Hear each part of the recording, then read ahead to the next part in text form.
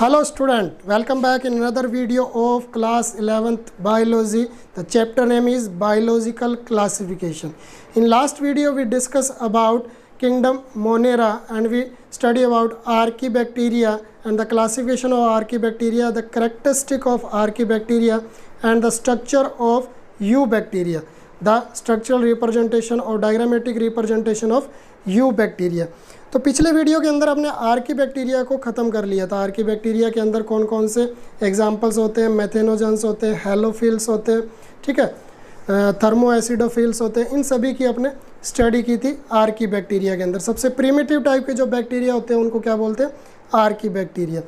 इस वीडियो के अंदर हम डिस्कस करेंगे the eubacterial cell structure, the component of bacterial cell, यानी कि जो पिछली वीडियो के अंदर हमने स्ट्रक्चर बनाई थी बैक्टीरियल सेल की, अब उसके डिफरेंट कंपोनेंट्स की हम स्टडी करेंगे इस लेक्चर के अंदर। So let we start our new topic, the components of bacterial cell. Okay, the first component of bacterial cell is cell envelope. Cell envelope, बाहरी जो आवरण होता है बैक्टीरियल सेल का, वो थ्री काइंड्स होते हैं, थ्री स्ट्रक्चर से मिलकर बना होता है, glycocalyx, cell wall and plasma membrane. Outer covering usually consists of three components: glycocalyx, mucilage covering, cell wall, plasma membrane. The first component of the cell envelope is glycocalyx. It is a outermost layer non-cellulosic polysaccharide. It is non-cellulosic polysaccharide with or without protein. किसी में protein होता है, किसी में protein absent होता है। If it is a loose covering it is called slime layer, यानी कि अगर ये लूज कवरिंग है तो इसको क्या बोलेंगे, slime layer. If thick and tough then it is called capsule. अगर ये थिक है और टफ है तो इसको क्या बोलेंगे, कैप्सूल बोलेंगे। अगर ये बिल्कुल लूज कंडीशन के अंदर है तो इसको क्या बोलेंगे, slime layer. Okay, the main function of glycocalyx, they are protective in function. Okay, they are protective in function, they give rise protection to the bacterial cell in any environment. Next is cell wall.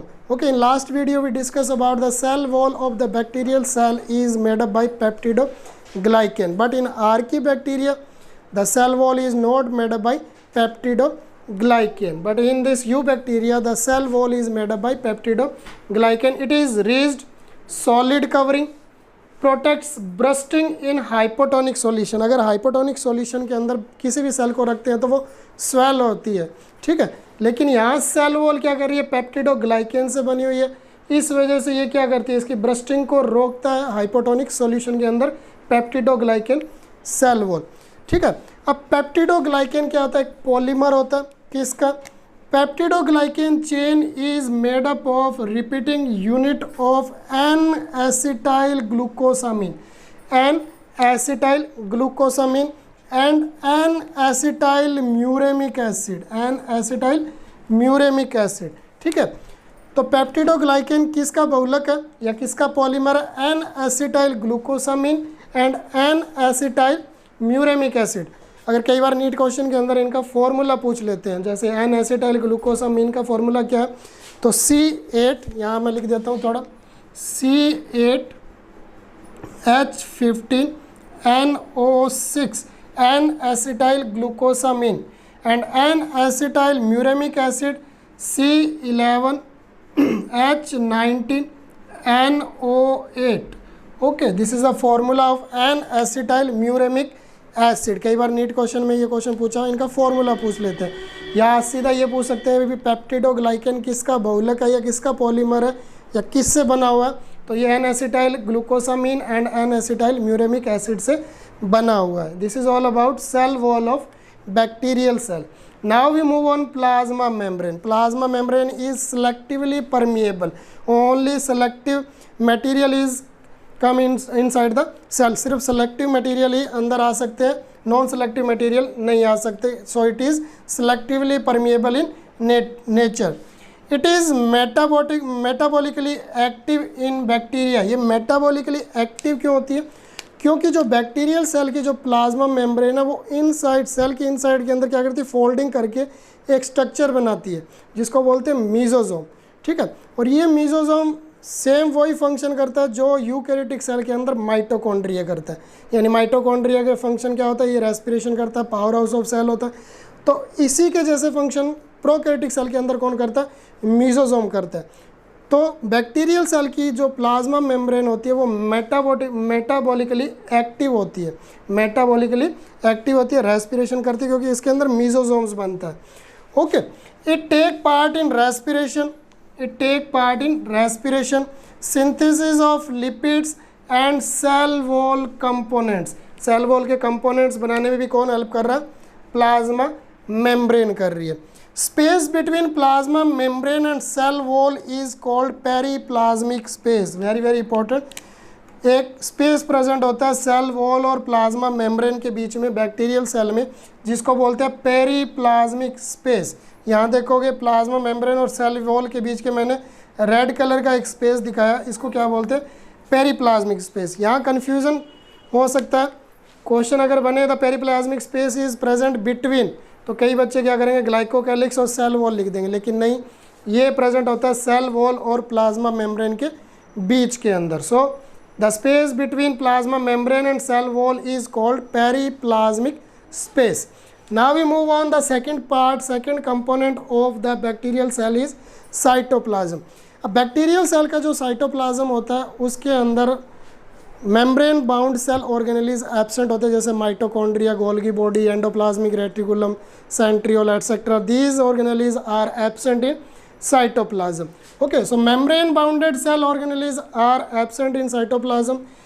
It has the following components. Cytoplasm में कौन कौन से components होते हैं, मेसोसोम्स, अभी discuss किया, किससे बनता है, प्लाज्मा मेम्ब्रेन से, राइबोसोम एंड क्रोमेटोफोर्स। यहाँ से क्वेश्चन बहुत ज़्यादा बनते हैं, क्रोमेटोफोर्स। ओके, किसी बैक्टीरिया में होते हैं, ये पैरासिटिक बैक्टीरिया के अंदर नहीं होते, लेकिन ये फोटोऑटोट्रोपिक बैक्टीरिया के अंदर होते हैं, या कीमोऑटोट्रोपिक बैक्टीरिया के अंदर क्रोमेटोफोर्स पाए जाते हैं। Now we discuss about mesosome. Mesosomes किससे बनते हैं, ये फोल्डिंग से बनते हैं प्लाज्मा मेम्ब्रेन के। Formed due to inward folding of plasma membrane, inward folding of plasma membrane से ये बनते हैं। कंसिस्ट ऑफ वेसिकल्स, इनके अंदर वेसिकल्स होती है, ट्यूब्यूल्स होती है एंड लैमेली होती है। ठीक है, जो गोल्गी बॉडी फंक्शन कर रहा है उसमें क्या होता है, वेसिकल्स होती है, ट्यूब्यूल्स होती है और लैमेली नहीं होती, वेसिकल ट्यूब्यूल्स पाई जाती है गोल्गी बॉडी में। तो ट्रांसफॉर्मेशन का भी फंक्शन कर रही है मटेरियल को, mesosome. Now we move on ribosome. What is ribosome? In prokaryotic cell the ribosome type is 70S type of ribosome is present in the prokaryotic cell. Okay, in bacterial cell it is made up by two small unit 50S and 30S. ठीक है, 30S and 50S। 50S large unit होती है और 30S क्या होती है, small unit होती है। जब राइबोसोम की आपने स्टडी की थी 9th क्लास में, एक लार्ज यूनिट होती है और एक स्मॉल यूनिट होती है। तो ये होगी 50S और ये वाली होगी 30S subunit. Okay, so what is ribosome of the prokaryotic cell? Small membraneless ribonucleoprotein 70S। ये क्या होते हैं, राइबोन्यूक्लियोप्रोटीन होते हैं, किस टाइप के होते हैं, 70S। It is of 2 types free ribosome. Bacterial cell के अंदर 2 टाइप के राइबोसोम होते हैं, एक free ribosome scattered in cytoplasm या साइटोप्लाज्म के अंदर बिखरे हुए पाए जाते हैं, and fixed ribosome attach to plasma membrane. ठीक है, या फिक्स्ड राइबोसोम है तो प्लाज्मा मेम्ब्रेन से चिपके हुए पाए जाते हैं। राइबोसोम जनरली अक्कर्स इन ग्रुप्स कॉल्ड पॉलीराइबोसोम और पॉलीसोम्स। जब बैक्टीरियल सेल की अपने स्ट्रक्चर की स्टडी की थी तो उसके अंदर एक स्ट्रक्चर इस टाइप से बनाई थी। तो उसके अंदर जो mRNA होता है, इस mRNA के ऊपर 70S RNA एक ग्रुप के अंदर लगे रहते हैं। तो ये जो ग्रुप बनता है इसको क्या बोलते हैं, पॉलीराइबोसोम, या इसको बोलते हैं पॉलीसोम। ठीक है, बैक्टीरियल सेल के अंदर पॉलीराइबोसोम या पॉलीसोम्स पाए जाते हैं। क्या होते हैं ये polysome? 6 to 8 ribosome are attach to a single stand of mRNA। Single stand of mRNA पाए जाते हैं। अभी मैंने जो बताया ग्रुप कैसे बन रहा है, एक mRNA के ऊपर एडजस्ट हो जाते हैं 70S RNA।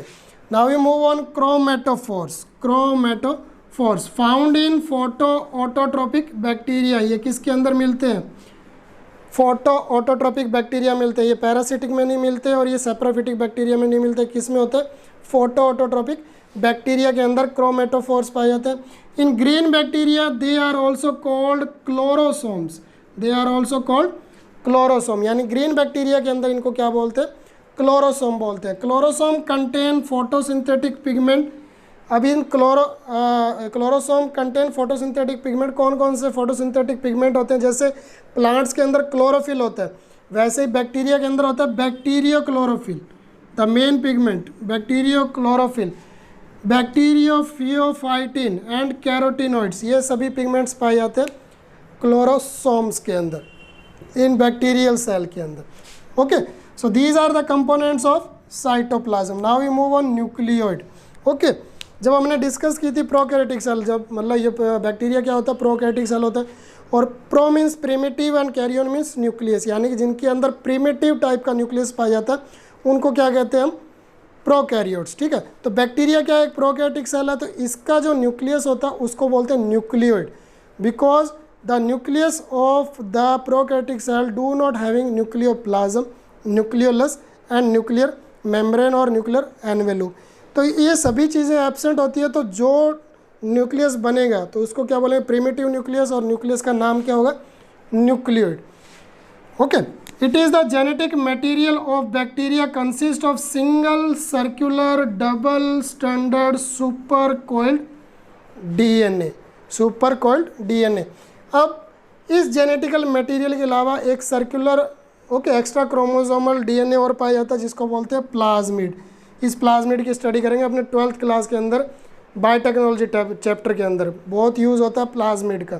ठीक है, cell, what is plasmid, self replicating, first feature of the plasmid self replicating circular extra chromosomal segments of double standard DNA. ये डबल स्टैंडर्ड डीएनए क्या होते हैं, सेगमेंट होते हैं, सेल्फ रेप्लिकेटिंग होते हैं, सर्कुलर होते हैं, एक्स्ट्रा क्रोमोसोमल होते हैं। Okay, if they are temporarily associated with nucleoid they are known as episome. अगर ये एसोसिएट हो किसके साथ, इस न्यूक्लियोइड के साथ, तो एक स्ट्रक्चर बनती है जिसको क्या बोलते हैं, episome. Very very important NEET question, what is episome. Episome किसके साथ एसोसिएशन प्लाज्मिड करता है, जब बनता है plasmid when associated with nucleoid, the structure is known as episome. Okay, now next part of the bacterial cell is flagella. It consists of 3 parts, basal body, hook and filament। जब आपने structure study की थी तो एक basal body होती है, अब इस बेसल बॉडी से एक हुक निकलता है, और हुक आगे किस में मॉडिफाइड होता है, एक थ्रेड लाइक स्ट्रक्चर में, जिसको क्या बोलते हैं, फिलामेंट। ठीक है, इसको बोलते हैं फिलामेंट, ये हो गया हुक, और इसको बोलते हैं बेसल बॉडी। ठीक है, तो फ्लैजिलम 3 स्ट्रक्चर से मिलकर बना हुआ, basal body, hook and filament. Okay, तो ये जो फ्लैजिलम होता है ये बैक्टीरिया को किस में हेल्प करता है, मूवमेंट के अंदर हेल्प करता है। नेक्स्ट पार्ट इज पिली एंड फिम्ब्री। ठीक है, पिली एक प्लूरल वर्ड है, इसका सिंगुलर वर्ड होता है पिलस। ठीक है, पिलस। पिली इज हेल्पफुल इन रिप्रोडक्शन, ये रिप्रोडक्शन में हेल्प करती है, वेरी वेरी इंपॉर्टेंट। फ्लैजिलम किस में हेल्प करता है, मूवमेंट में। पिली किस में हेल्प करती है, रिप्रोडक्शन के अंदर। जो कॉन्जुगेशन ट्यूब बनेगी, जब अपने रिप्रोडक्शन पढ़ेंगे बैक्टीरिया के अंदर, तो वो कॉन्जुगेशन ट्यूब बन रही है, उसको बनाने में जो हेल्प कर रहा है वो कौन कर रहा है, पिली कर रही है। And fimbriae help in attachment bacteria with a solid surface. ठीक है, और फिम्ब्री क्या कर रही है, किसी भी सॉलिड सरफेस के ऊपर बैक्टीरिया के अटैचमेंट में हेल्प करता है। ठीक है, रुकने में, स्टेशनरी के लिए, स्टेशनरी फेज के लिए। तो फ्लैजिलम मूवमेंट के लिए, पिली रिप्रोडक्शन के लिए, एंड फिम्ब्री किस लिए हेल्पफुल होती है, attachment bacteria with a solid surface. So this is all about the component of bacterial cell.